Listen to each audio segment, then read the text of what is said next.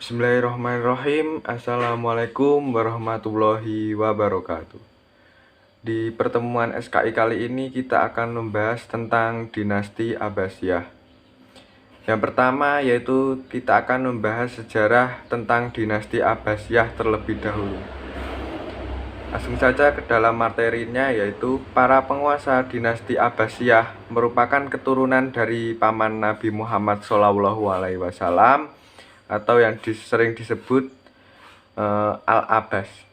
Pendiri dinasti ini adalah Abdullah As-Soffah pada tahun 750 Masehi. Sang pendiri memerintah hanya dalam waktu singkat, dari 750 Masehi sampai 750 Masehi. Kemudian Al-Soffah digantikan oleh Abu Ja'far Al-Mansur pada tahun 754 Masehi sampai 775 Masehi.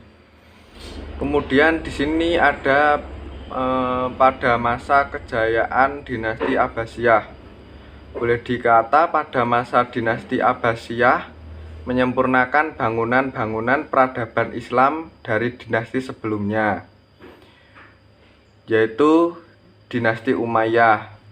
Badriyatim dalam sejarah peradaban Islam mencatat, dinasti Umayyah lah yang memperkenalkan sistem pendidikan formal. Namun kala itu, pendidikan formal masih diselenggarakan di masjid-masjid dan anak didik memperoleh pengajaran tafsir, hadis, fikih, sastra, dan lain-lain. Kemudian model pendidikan seperti itu berkembang pesat di zaman dinasti Abbasiyah. Sultan-sultan dari Bani Abbas sangat peduli pada peningkatan peradaban Islam melalui pendidikan. Puncak kejayaannya terjadi pada masa kekuasaan Khalifah Harun ar-Rasyid pada tahun 786 Masehi sampai 809 Masehi dan putranya Al-Ma'mun dari tahun 813 sampai 833 Masehi. Kemudian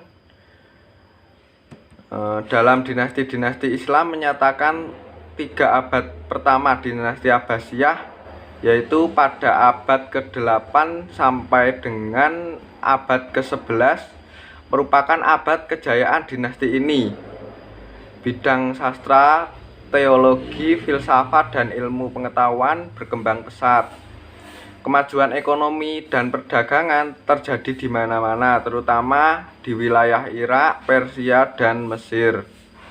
Karena itu, seorang orientalis asal Swiss, yaitu Adam Metz, tidak ragu-ragu untuk menyebut era dinasti Abbasiyah ini sebagai Renaissance Islam atau pada masa kejayaan agama Islam.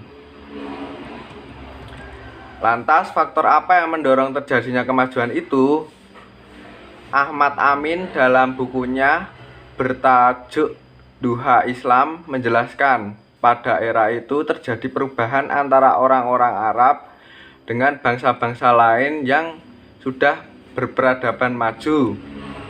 Di masa dinasti Abbasiyah banyak orang-orang non-Arab yang masuk Islam, tutur Ahmad Amin.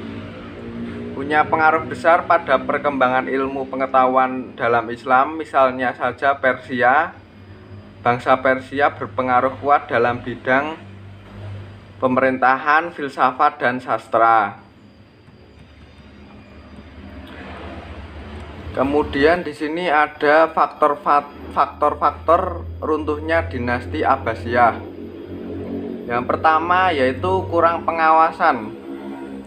Kurang pengawasan di sini dalam arti yaitu beberapa ahli sejarah menelaah bahwa maraknya perkembangan ilmu pengetahuan Islam itu ternyata tidak disertai dengan kontrol terhadap wilayah-wilayah kekuasaan pemerintah. Satu penyebab internal runtuhnya dinasti ini sejak Khalifah Al-Mutashim, yaitu 833 sampai 842 Masehi. Sejumlah provinsi melepaskan diri dari Baghdad dan menjadi kekhalifahan yang independen. Sebab eksternalnya adalah perang salib dan serangan tentara Mongol ke wilayah kekuasaan Islam. Dan sampai di situ saja pelajaran SKI pada hari ini. Jika ada kesalahan dari saya, mohon maaf yang sebesar-besarnya. Wassalamualaikum warahmatullahi wabarakatuh.